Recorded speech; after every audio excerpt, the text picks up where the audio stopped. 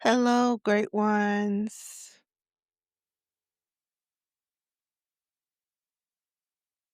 Welcome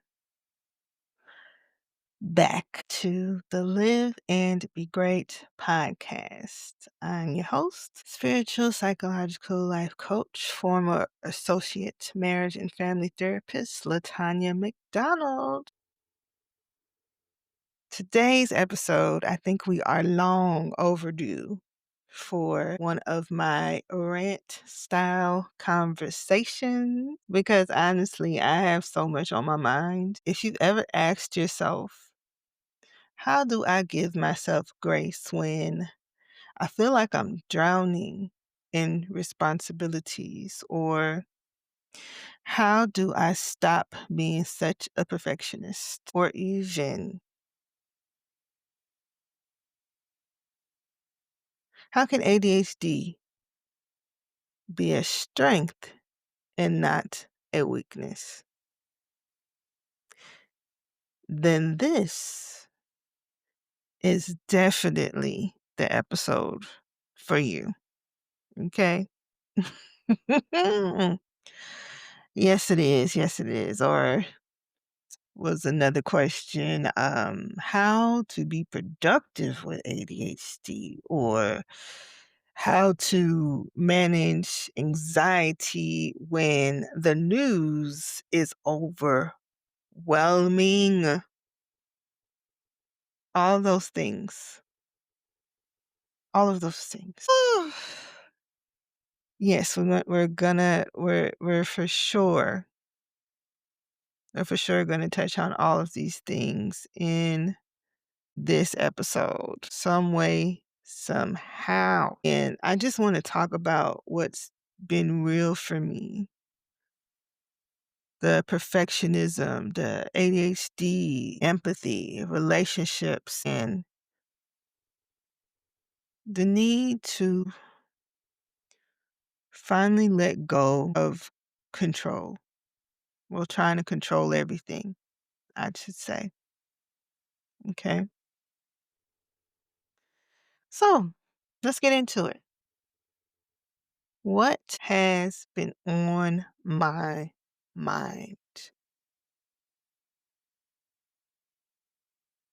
Everything. Sidebar. I do want to remind you that I have a free ebook called The Digital Soul Cleanse. Okay. You can download it at liveandbegreat.com/digital soul cleanse. It's one tool to help you clear not mind, but clear mental clutter. That's the right term, mental clutter. Set boundaries and reclaim your peace. All right. So,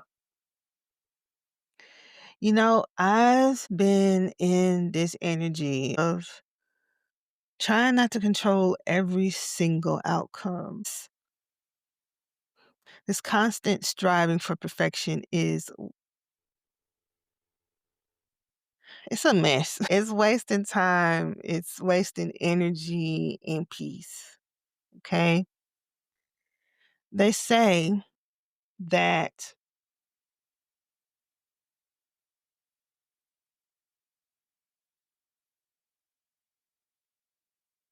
perfectionism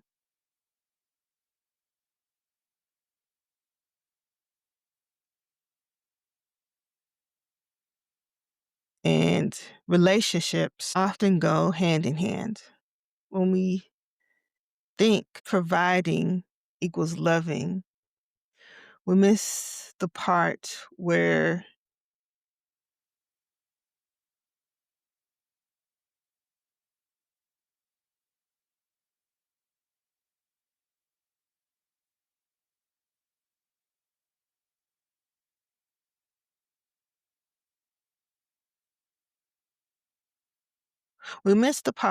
children and people need affection, presence, emotional safety, not just material safety.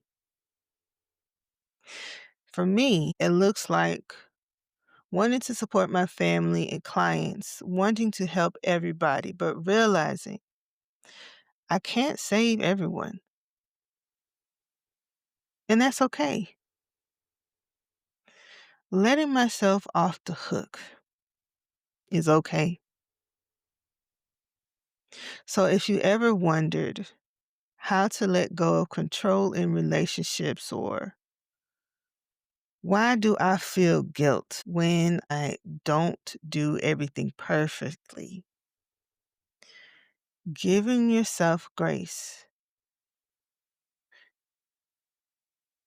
is where it begins, right?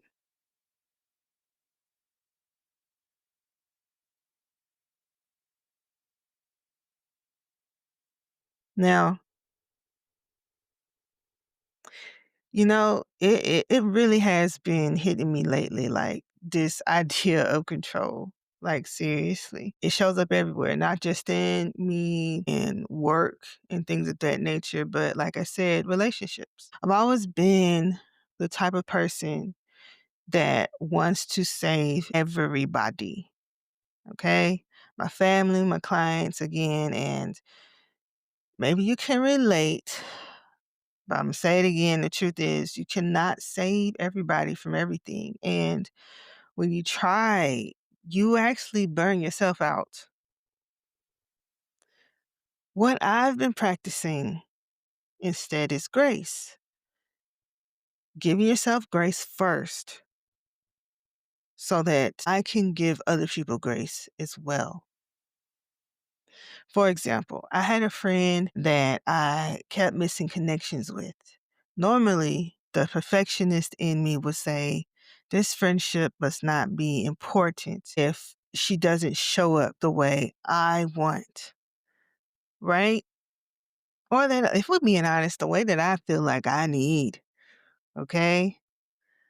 But instead, I had to remember life happens. Maybe she's overwhelmed. Maybe she's dealing with her own ADHD, which I feel like this friend for a fact has ADHD. And yeah, I think it's worse than mine, actually. So instead of resentment, I chose grace. And I just shifted everything. Like sometimes you just gotta pull up on people, right? Um, the normal response, of course, is what we're supposed to do. This is what we used to do in the old days. It's just plan something, plan an event, plan a meeting, plan a lunch date, a brunch, okay, in advance, and everybody put it on their schedule. But I think this particular friend, me knowing who she is and all the things that she does, straight go mode, she's not thinking that way, and it's nothing personal, right? And I knew that and I felt that. So I was just like, you know what? I just texted her after missing so many times. We tried to meet up, try to plan things. I was like, hey, what you doing tomorrow? And she was like, well, busy tomorrow, but Thursday, absolutely. I was like, okay, text me the address. I'll let you know in the morning. you know, whatever, whatever. And it's interesting because also my messages on my phone sometimes don't always get to me. So she may have been responded. And sometimes with ADHD, you forget to respond to text messages. Have every intention on responding them, but you forget. And it's nothing, not that you don't care about the person or anything. It's just ADHD brain, right? Um, I was like, "Okay, I'm just gonna go, cause I didn't get the text back, of where we're meeting, so I'm gonna go." And she probably sent it, but I didn't get it. So I was like, I'm just gonna go. I know where she live, I know where she be at. I'm just gonna go." And then, when I texted, resent the text, like, "Where we meeting at?" While I was on my way, she ended up texting me, and we ended up, having our catch up time. Of course, I told her, "Hey, we got to do better this meeting up and things." And I'm like, "I know you got ADHD, and of course, charge it to the head, not the heart, right?" But I was glad I was able to do that. So the grace that I give myself when I forget to check on people or I'm too busy and things of that nature, if I give myself that grace, I can give it to somebody else. Okay? That's how that works. So instead of resentment, I chose grace. All right. So, another thing that's been on my mind, the news. Okay. Every time I turn on the news, there's another school shooting. There's more violence, there's more heaviness in the world, more drama, more racism, more things that affect everybody, even things that don't affect me personally, right? Like, I don't even have kids, but I felt it in my chest when I hear about another school shooting. I feel it in my chest when I hear about school shootings or tragedies happening in our communities. But this is what I've learned, okay? Empathy without boundaries leads to overwhelm. It does. Yes, we can care deeply about what's going on in the world. Yes, we can pray, protest, and do our part. But we also have to recognize we cannot control every outcome. The only thing we control is how we show up. So if you've been asking yourself, how do I manage anxiety when the news feels overwhelming, or why does empathy feel so exhausting? My answer is boundaries. Let yourself care, but also let yourself rest. Realize what you do have control over, which is yourself. Are you being a good person? Are you taking care of yourself? Do you care that something is happening? Right? You can only do what you can do. If you have a voice, speak out. If you can have conversations about what's going on, have those conversations. That is you doing your part. It really is. Unless you have a bigger position of power, right? If you can implement laws yourself, if you can vote, yeah, do all of those things, right? But there's certain things that you have to be realistic about what you're giving your energy to, okay? And working on yourself, striving for something greater than you, you're doing enough. I promise you that. All right? Um,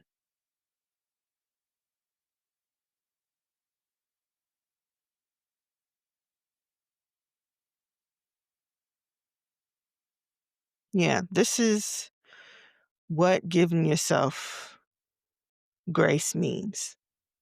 Okay? Um, the perfectionism in relationships, all of that. Uh, the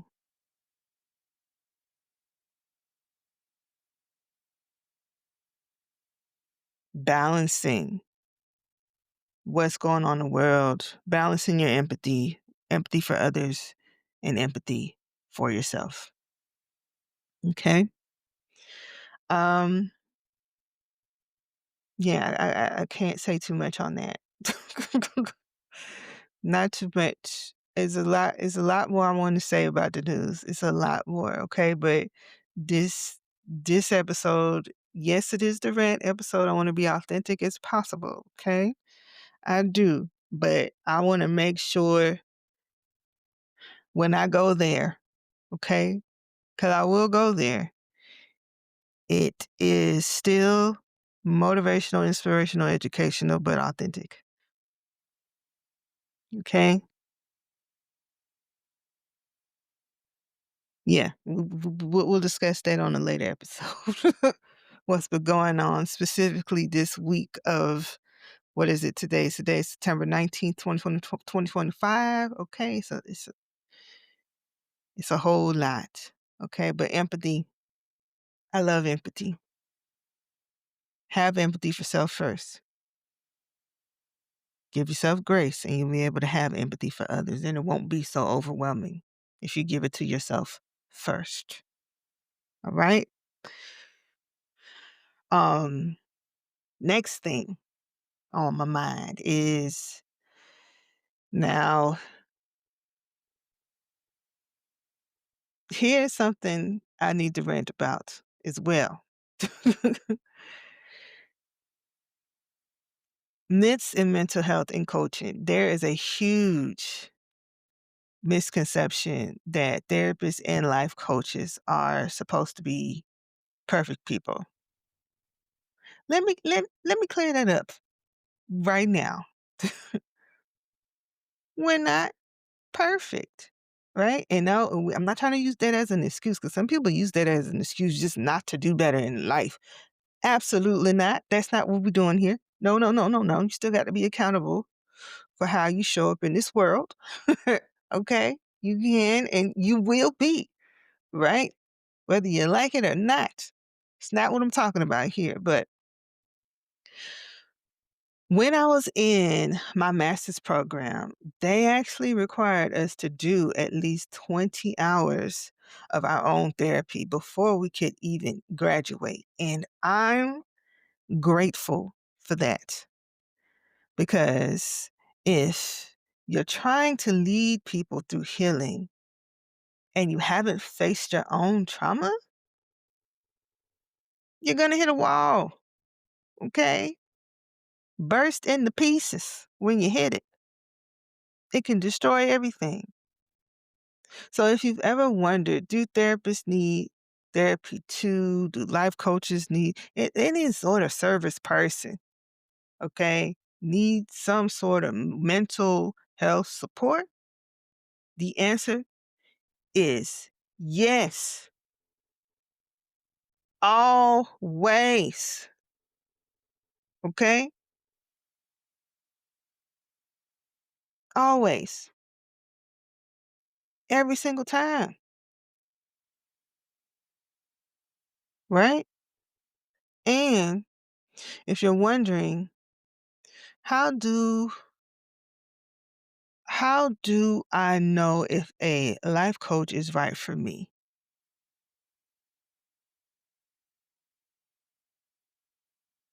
Okay? Ask them. I dare you. Ask them what work have they done on themselves. How are they living what they teach? Because if they haven't, you might be dealing with an imposter. Now, that is an imposter, and that's how you're going to feel like an imposter. Not to say that even if you have done the work, right? Yes, people will still struggle with imposter syndrome, but for real, you are one. Okay? Go ahead and answer your question. If you are an imposter and it's not just a syndrome, yes, you are. If you haven't done the work on yourself. Okay? Don't be afraid to ask them. Don't be afraid to ask them those questions that I just suggest. I cannot stand it. I cannot because I've seen it fail. I've seen it fail. And sometimes, you know what? Sometimes it's not even the fault of their own. Sometimes they have tried and like it goes back to what I said. No, they're not all perfect. But sometimes even how do I say this? It could be people that fall through the tracks, the cracks. It could be people that fall through the cracks. Mental health professionals can fall through the cracks sometimes as well by sometimes being surrounded by other therapists that don't do what they're supposed to do. They say doctors are the worst patients. That is the struggle, right? But the questions that I told you to ask, okay? What work have they done on themselves and how are they living what they teach? Ask them. And they can lie, of course they can, but The more you become more self-aware, the more work you do even outside of therapy on yourself, you'll be able to figure it out. You'll be able to trust your intuition, right? It'll be difficult. Won't be easy. But I believe if you're gonna do this work, it is necessary. It just is. And I want people who seek out these service professionals, I want those people to make sure that they are vetting these people that are going to be a part of their journey and have access to their innermost needs, mentally, spiritually, emotionally, all of that, that energy. Make sure that person is worthy of it and has done the work on themselves. And if you are in this profession, you want to be in this profession, do the work on yourself. It is worth it. It's going to be the hardest thing that you ever do, but you must do it. Okay? You must do it. Right? So again, do therapists need therapy? Yes. Life coaches, any service position? Yes. How to know if a life coach is right for you? Ask those questions I told you to ask. Signs of an imposter, therapist, or coach. Oh, I've done all the work. I've healed. If they ever say I'm healed, no. Healing is a constant, consistent process. It took a lifetime for you to get that way. It's going to take a lifetime for you to recover. That's how that is. It's always a continuous process. So anybody that's telling you I've healed from my trauma, I've done the work. They can say I've done the work, but they say they've healed. And then they're not saying, hey, I'm a continuous work in progress. May not be the right fit for you. Okay? May not be. You try to give them a chance, but may not be. All right? So the next thing, what was the next thing I had? Let me see here. I took my notes.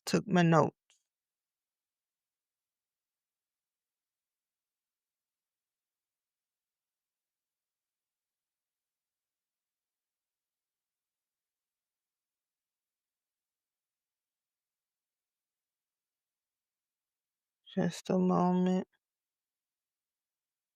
Bear with me, people.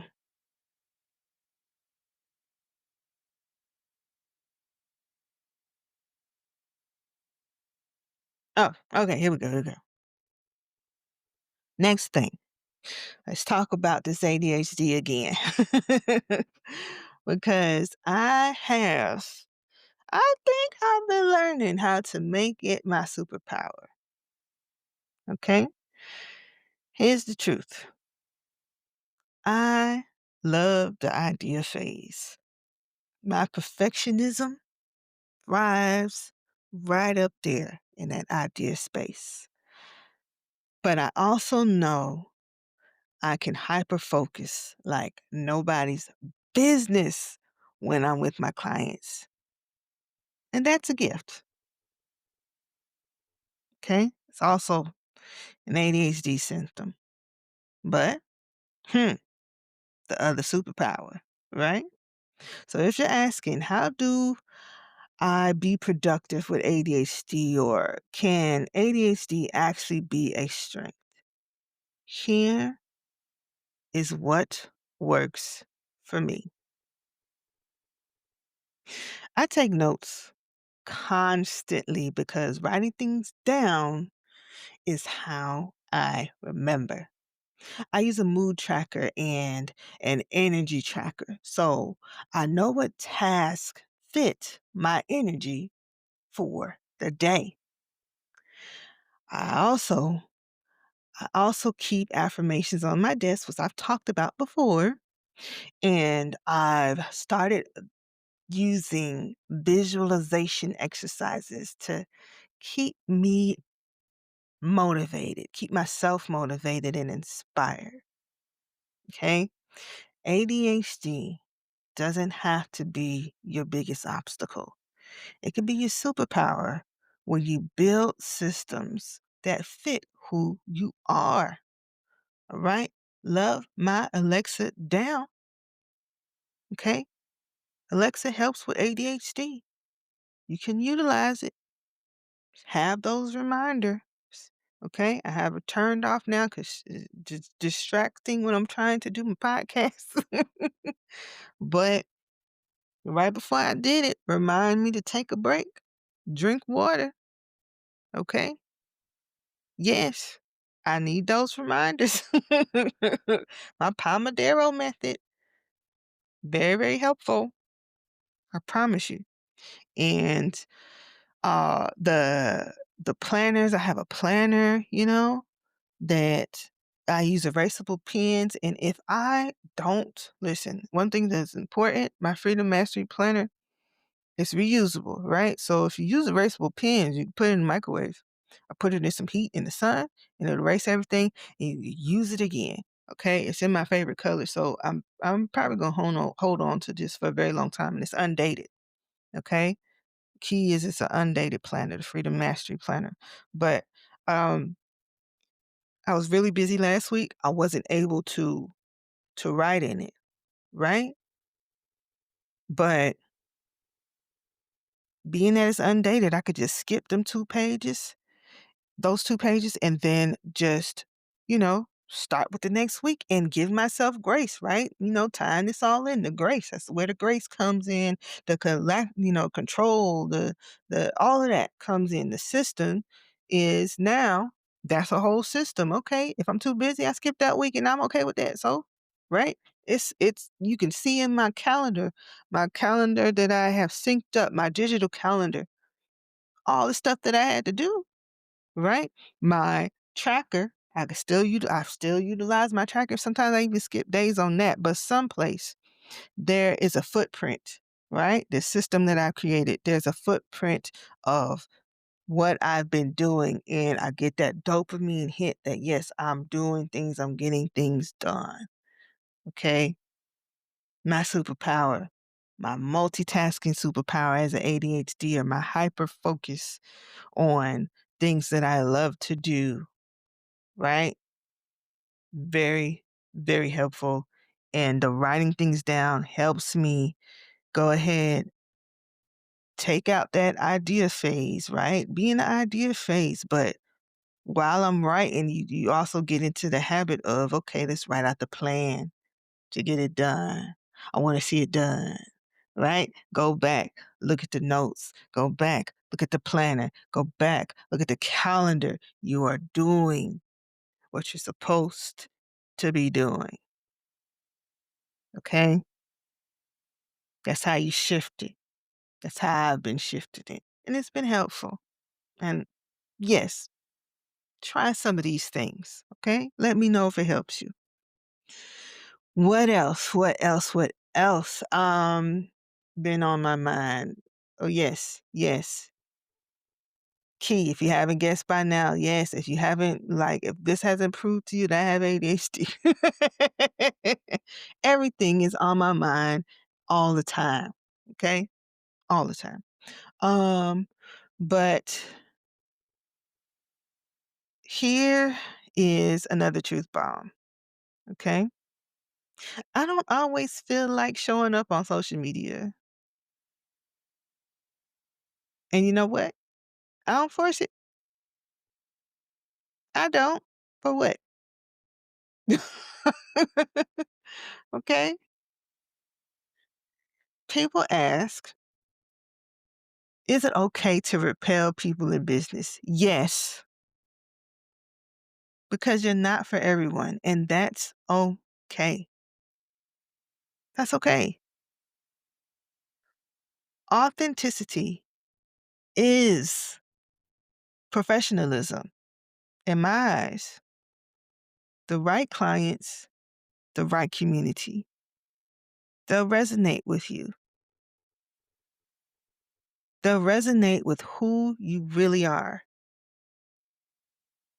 And the wrong ones, they fall away.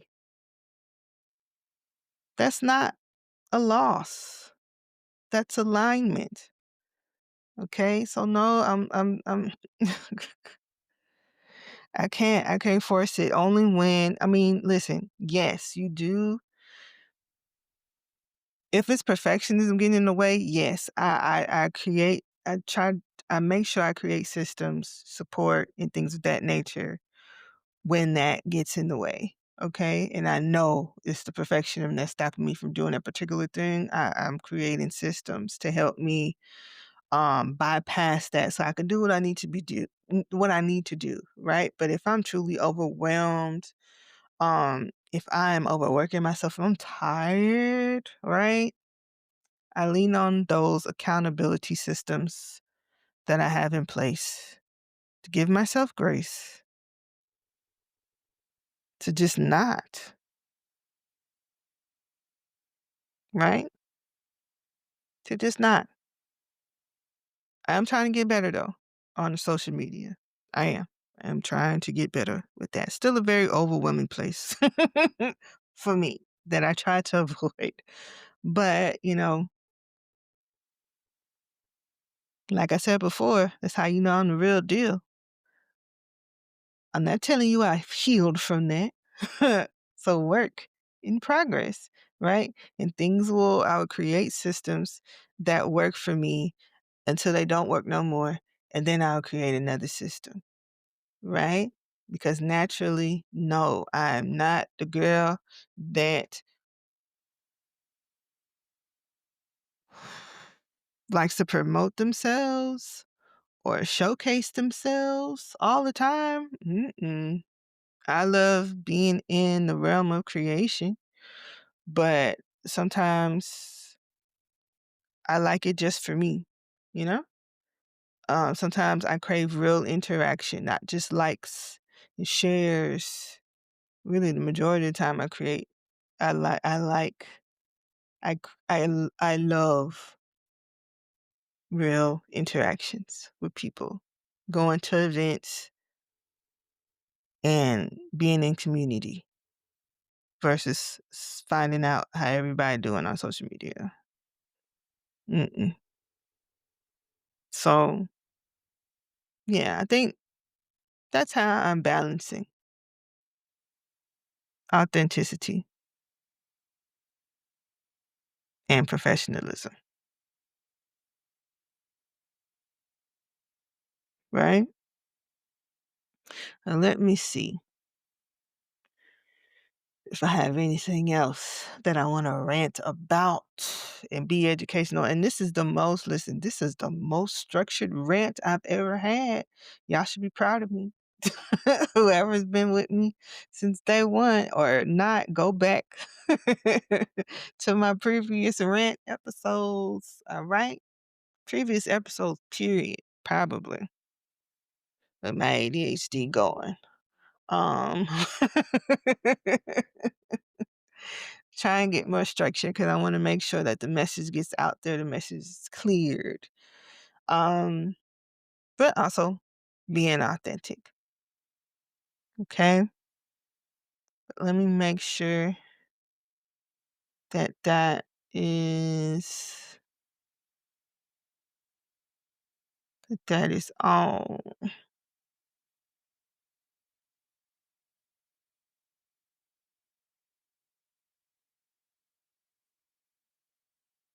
Okay. Yep. I think that's it, y'all. Um, so I want you to pause and think about this.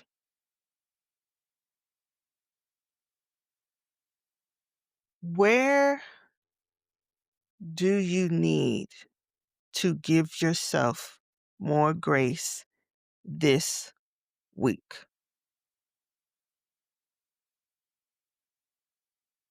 Where do you need to give yourself more grace this week? Another question, another reflection. What systems can you put in place to support your mental health Okay. What systems can you put in place to support your mental health?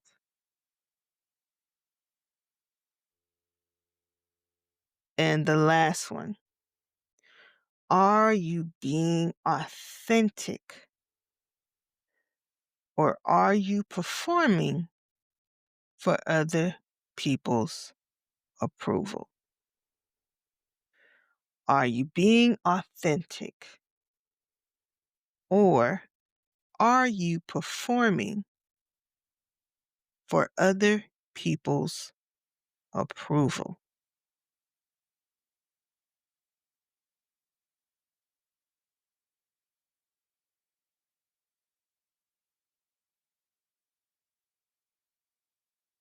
Okay.